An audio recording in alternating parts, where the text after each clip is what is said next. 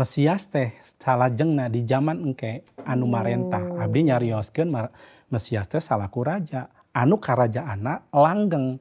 Langgeng hartosna teu aya watesan waktos. Salajengna urang oge aya ninggal konsepsi di antara urang perkawis budak angon. Hiji konsepsi anu ti kapungkur keneh dina pedaran tadi urang nyarioskeun yen salah sawiosna yen Gusti atanapi Mesias nu bari sumping teh saupama budak angon. Janten ieu tos ditetepkeun ti kapungkurna.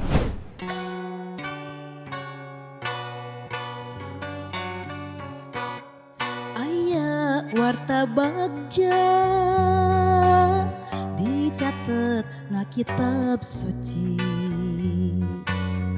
ngeunaan juru salamet nu baris lungsur kadunya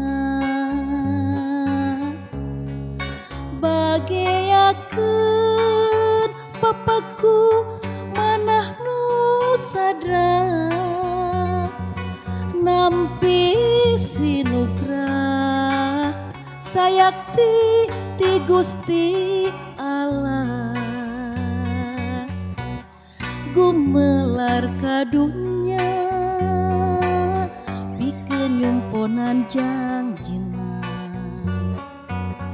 turunan ti Raja Daud nya Gusti Isa Almasih sejak pancen nanjerkeun bebeneranana pikeun manusia ngarah teu sasablampahna muji syukur ka Gusti nu Maha Suci apan urang geus miboga pananggehan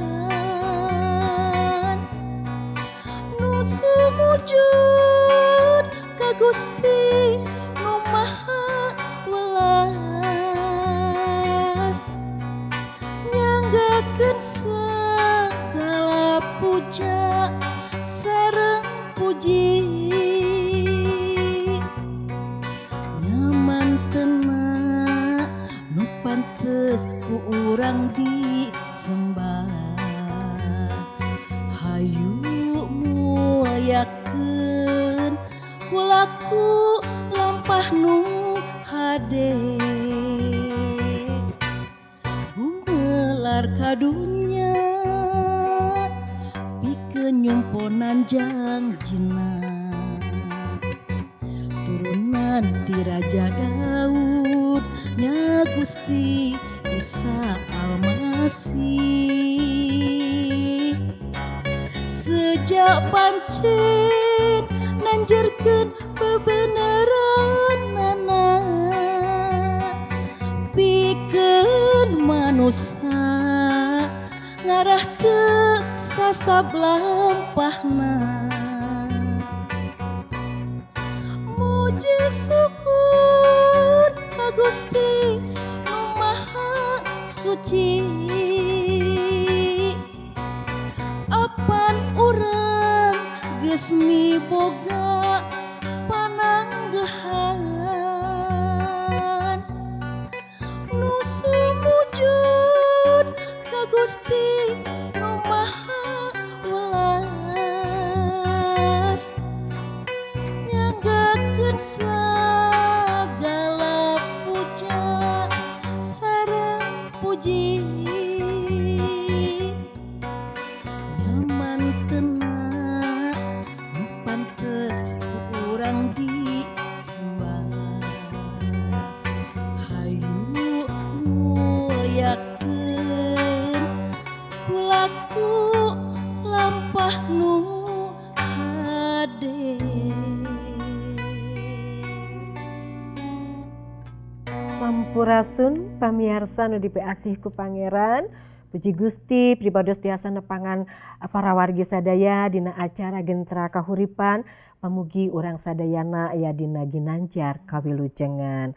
Tadi tos dikawitan dibuka ku kawih pujian anu aduh mudah-mudahan tiasa masihan kakiatan. Amin, amin. Oke ngaberkahan Amin. kanggo urang sadayana. Hatur nuhun Neneng, Sawang jangan sawang. luar biasa.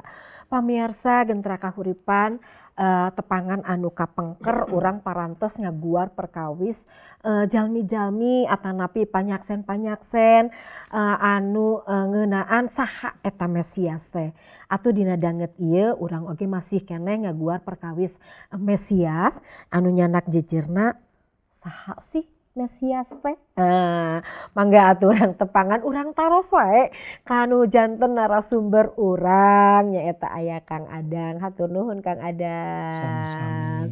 Mugia dipaparinan kesehatan sapapaosna. Amin. Sami-sami. Enggak Awit ku abi ai meni langsung ieu kumaha tatan langsung dimanggakeun. wae. Mangga. Semangat. Kemarin kita soyong naros tadi tes naros tadi. Mangga. Patarosana Mohon. naon anu dimaksud Mesias teh. Hartosna teh naon? Tangtos urang tos cumarios perkawis panyaksena lajeng manawi urang oge teu acan terang paos salarosna naon atanapi saha anu disebat Mesias teh. Urang ngawitan ti kecap Mesias nya eta ku anjeun. Kecap Mesias teh ieu asal tina perjanjian lawas atanapi asal tina bahasa Ibrani anu disebatna Mesiah dina bahasa Ibrani. Salajengna dina kitab anu ngangge bahasa Yunani atanapi salanjengna dina bahasa Yunani disebut Kristus.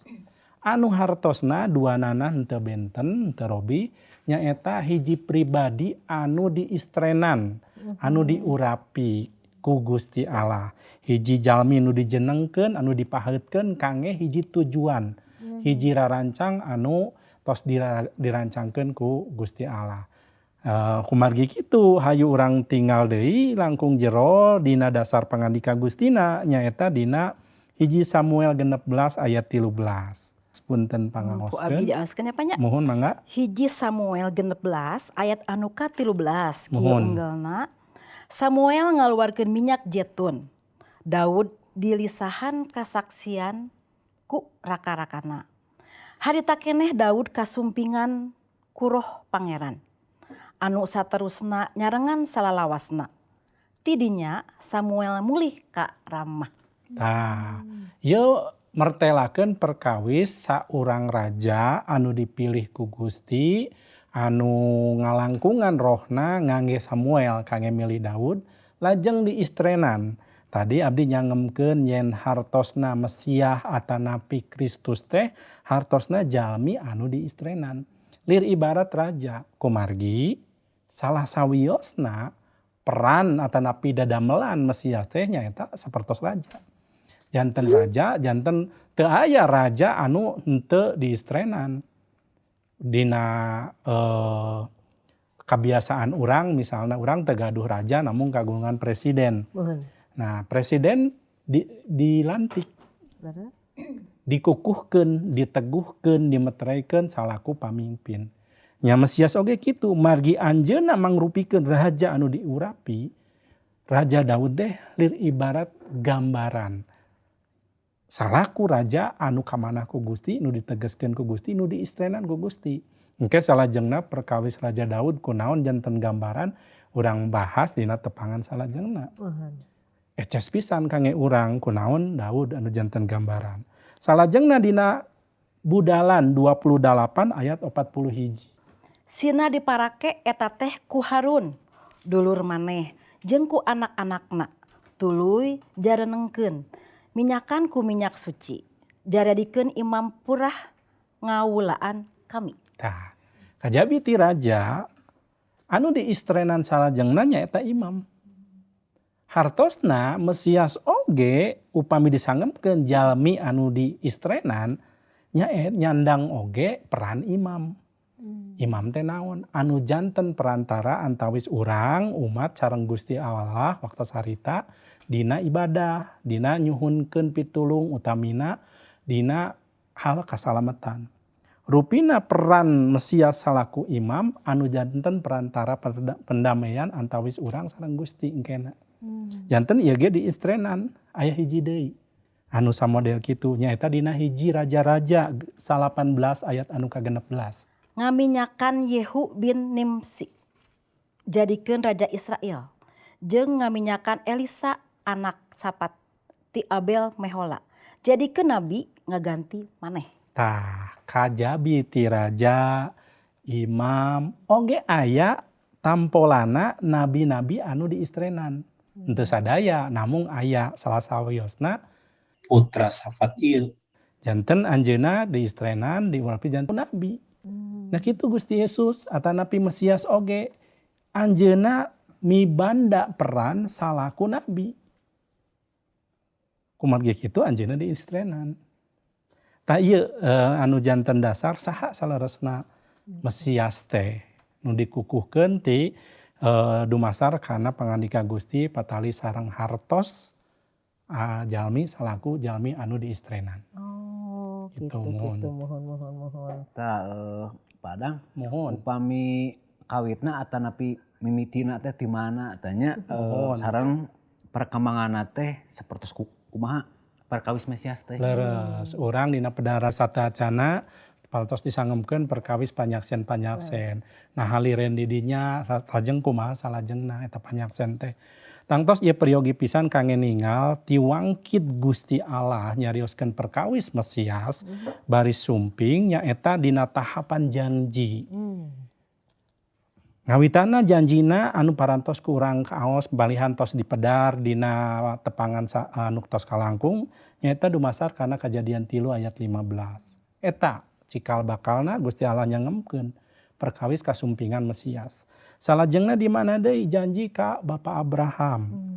Dina Kejadian pasalna nu ka-12 ayat 1 dugi ka 3 disangemkeun yen turunanana baris janten bangsa ageng kuturunanana manusia sakuliah dunya baris diberkahan turunan Bapak Abraham.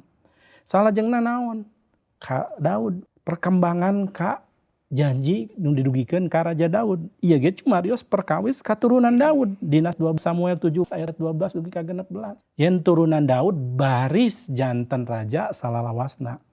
Nah leres dina kanyataanna henteu. Dina danget ayeuna turunan Daud tos ka mana? Duka. Namung nu dimaksad etnya dina ieu pangandika Gusti turunan Daud nyaeta Mesias sejati. Kristus teh Gusti Yesus teh anu baris janten raja salalawasna. Kitu oge carios nabi-nabi, para nabi anu ku urang parantos diaos dina tepangan satacana. Yesaya nyangemkeun Yesaya 52, Yesaya 8 ayat 1 dugi ka 6. Kitu oge dina Budalan 18 ayat 15 dugi ka 18. Dina Jabur 110 oge nyangemkeun perkawis anjeunna anu dijanjikeun ka kasumpinganana kangge umat ngalangkungan nabi-nabi. Eta perkawis anu didugikeun hal Mesias ka para nabi sareng jalmi-jalmi dina perkembanganna nyaeta ngalangkungan janji. Nah liren di dinya liren di nabi-nabi henteu. Antawis perjanjian lami dina Alkitab urang sareng perjanjian enggal aya kinten-kinten kirang langkung 400 dugi ka 500 tahun kosong. Jadi antara perjanjiannya disebatna eta kosong teh hartosna henteu kosong. Nah patali sareng cumariosna kasumpingan Mesias teh liren henteu. Dina catatan tradisi-tradisi Yahudi aya kitab-kitab anu nyatet hal sami ngeunaan sumpingan Mesias dina anu teu kalebet dina 2 kitab perjanjian lawas sareng perjanjian enggal nyaeta kitab-kitab anu aya di antarana dina kakosongan eta salami kirang langkung 400 tahun eta. Kitab naon wae aya kitab Hanok, aya kitab Zaburna Salomo atanapi Mazmurna Salomo, aya kitab anu kapenak dina Gua Qumran. Jadi gulungan-gulungan laut mati nu kakoncara teh. Kitab-kitab ieu ge cumarios ngeunaan Mesias. Mesias salaku Mesias politik, Mesias salaku pamimpin anu bari sumping di zaman akhir dina ieu kitab-kitab oge nyangemkeun yen Mesias anu lungsur anu bari sumping ti turunan Daud anu mibanda peran sakumaha oge Harun. Salaku raja oge salaku imam. Kitu salajengna nah haliren di dinya. Urang lebet karena perjanjian enggal. Kumaha perjanjian enggal masihan informasi ka urang ngeunaan Mesias. Ngawitan, punten urang aos dina kitab Injil. Matius 1 ayat 1. Punten pangaoskeun. Matius 1. Ieu daftar karuhun Yesus Kristus katurunan Daud, ari Daud turunan Ibrahim. Tah, eces pisan dina perkembangan salajengna Injil oge nyakeun naon anu dicatet dina perjanjian lawas. Nyaeta ngeunaan pancakakina Mesias. Silsilahna eces pisan turunan saha tug dugi ka anjeunna babar. Kitu oge nu dicatet dina Injil Lukas 2 ayat 11 sami. Urang oge parantos nguping kumaha pangangkenan muridna Petrus dina Matius 16 ayat 16 yen leres-leres anjeun teh Mesias ti Gusti anu sumping ti Allah saurna. Kitu oge carios dina Yohanes 11 ayat 27. Punten pangaoskeun. Anu kieu unggalna sumuhun Gusti walon Marta. Abdi percanten pisan Gusti teh Kristus, putra Allah anu lungsur ka alam dunya. Tah. Injil Yohanes nyangemkeun pangangkenan Maria, eces pisan anjeun teh Kristus. Abdi tos nyangemkeun asal kecap tina Mesias teh naon? Mesiah dina bahasa Ibrani, Kristus dina bahasa Yunani. Marta nyangemkeun ieu teh anjeun teh Kristus. Jelas anjeunna teh Mesias pisan dina Yohanes 11 ayat 27 tadi. Kitu oge murid-murid anu sejen sami gaduh pangangken, gaduh kacindekan yen Gusti Yesus teh nyaeta Mesias. Malihan Gusti Yesus ku anjeun oge nyangemkeun deui yen anjeunna teh Mesias. Markus 14 ayatna anu ka-61 dugi ka-62.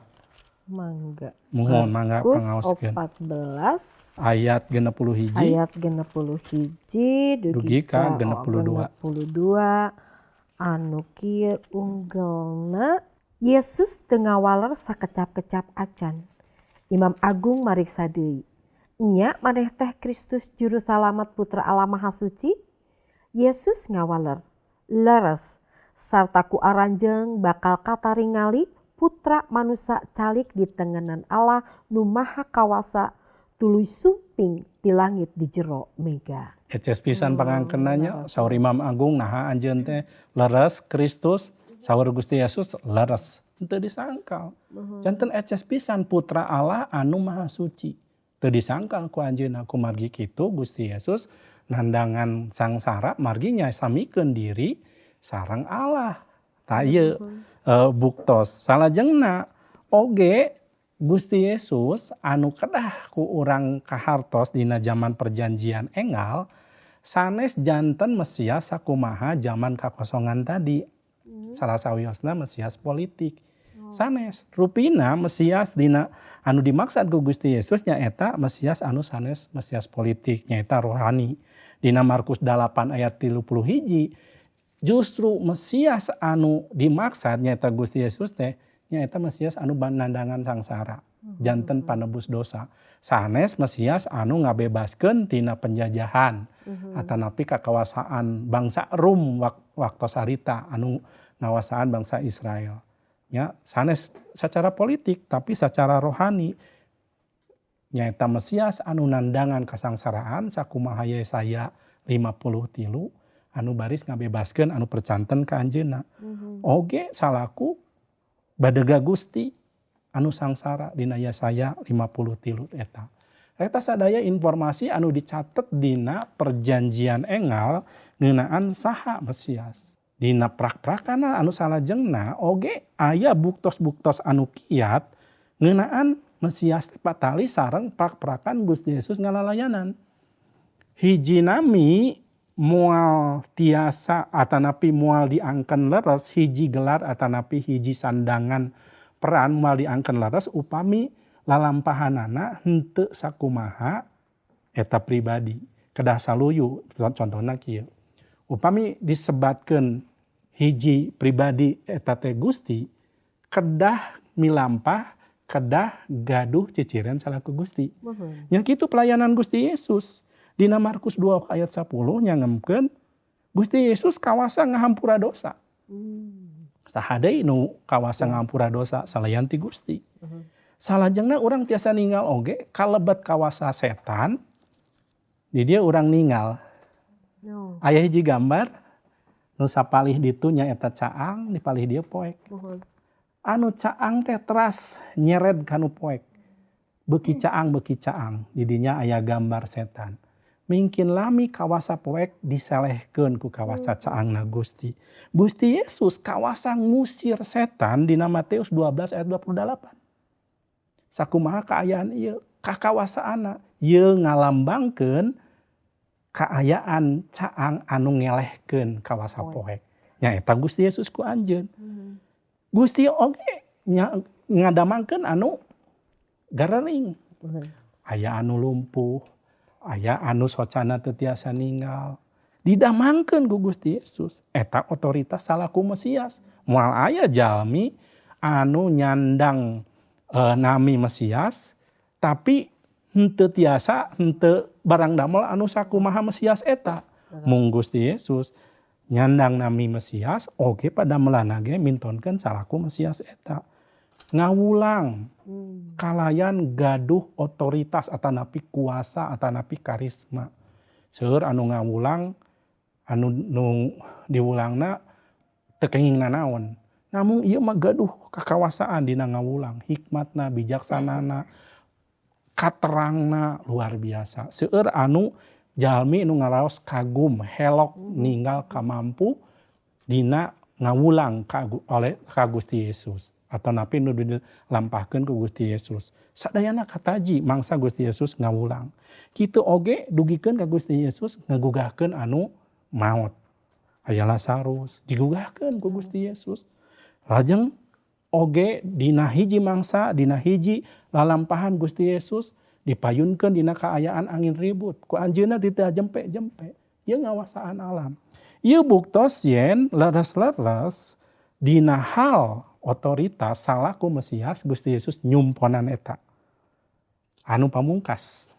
Puncak dina sagala buktos patali sareng naha Gusti Yesus teh leres Mesias nya eta perkawis kumaha anjeunna maot gugah deui tina salib.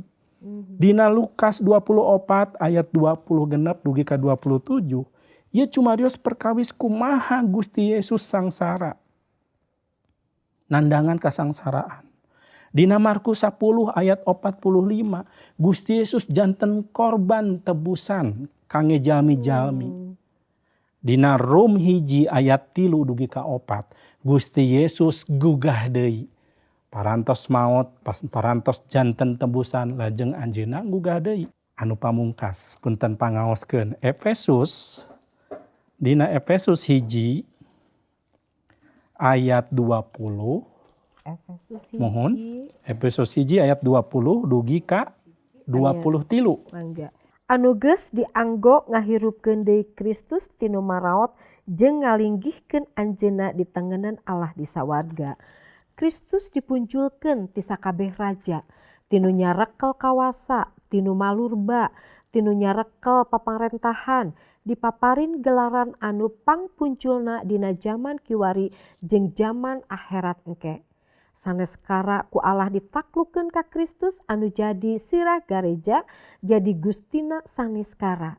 Jadi gareja teh salirana Kristus anu mepekan kasampurnaan ari kasampurnaan anjeunna nyampurnakeun saneskara. Anu mepekan kasampurnaan hartosna kieu.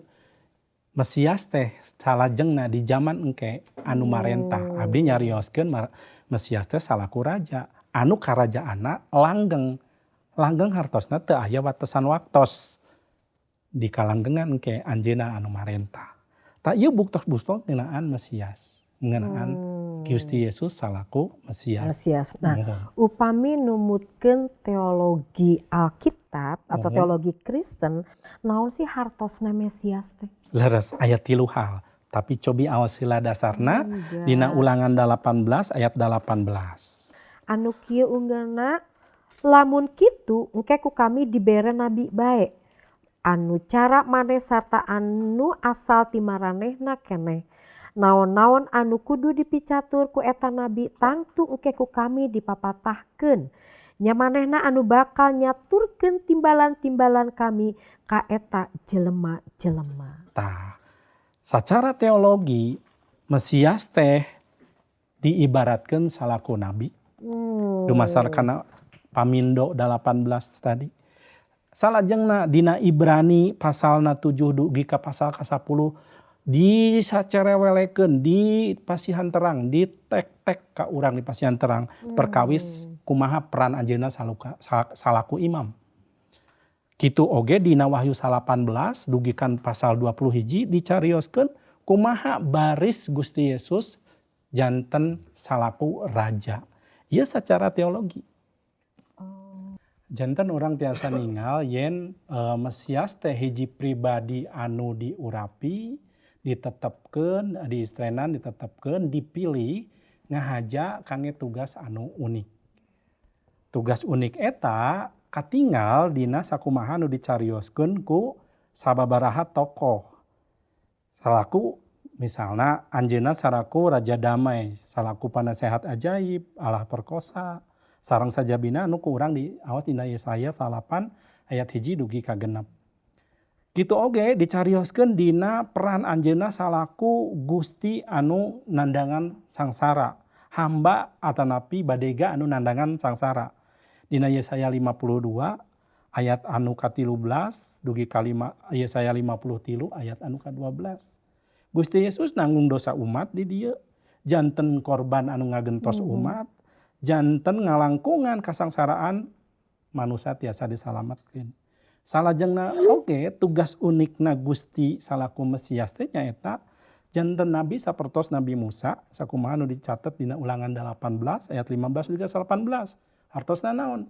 Nyanak pangandika Gusti, firman Gusti bewara bebeneran ti Gusti oge salaku juru salamet sakumaha Musa nyalametkeun bangsa Israel ti genggeman kawasa Mesir waktu harita.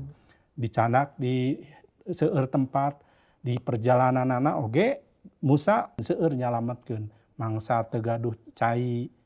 Musa dipuarang ku Gusti Allah kangge ngaluarkeun cai teu aya tuangeun. Ngalangkungan Musa oge tuangeun ti sawarga lungsur. Nya Gusti Yesus oge kitu janten figur anu nyalametkeun. Anu pamungkas mangsa Gusti Yesus atanapi Mesias salaku imam anu langgeng sakumaha Jabur 110 hartosna Gusti Yesus teh mangrupikeun imam anu sanes katurunan Harun tapi dumasar kana kaimaman Melkisedek. Kaimaman anu enggal, anu anyar, anu standarna sanes standar kaimaman biasa. Kitu oge patali sareng fungsina salaku imam. Janten Mesias nyaeta Gusti Yesus teh mangrupikeun raja, nabi sareng imam anu baris mulihkeun anu percanten urang Israel sareng saha wae anu percanten ka anjeunna ngalangkungan kawasa Gusti Allah. Salajengna urang oge aya ningal konsepsi di antara urang perkawis budak angon. Hiji konsepsi anu tika pungkur keneh dina pedaran tadi urang nyarioskeun yen salah sawiosna yen Gusti atanapi Mesias nu bari sumping teh saupama budak angon. Janten ieu tos ditetepkeun tika pungkurna peranna lir ibarat budak angon. Sakumaha anu diyakini ku urang di antara urang-urang Sunda. Duh, Bapak kumaha ieu teh waktosna nya. Seep deui nya teh cekap deui. Mohon. Mudah-mudahan orang dina tepangan ka payun tiasa Mohon. langkung jero ngabahasna mohon. Pemirsa hatur nuhun parantos nyakseni acara Gentra Kahuripan tangtos seueur keneh anu kedah dipedar ieu moal bosen-bosen abdi ngawartosan di layar kacana sewang-sewangan aya nomor telepon anu tiasa dihubungi mangga bilih seueur anu bade ditaroskeun. Mung sakieu anu tiasa didugikeun pamugi janten berkah kanggo urang sadayana. Gusti Yesus ngaberkahan. Amin.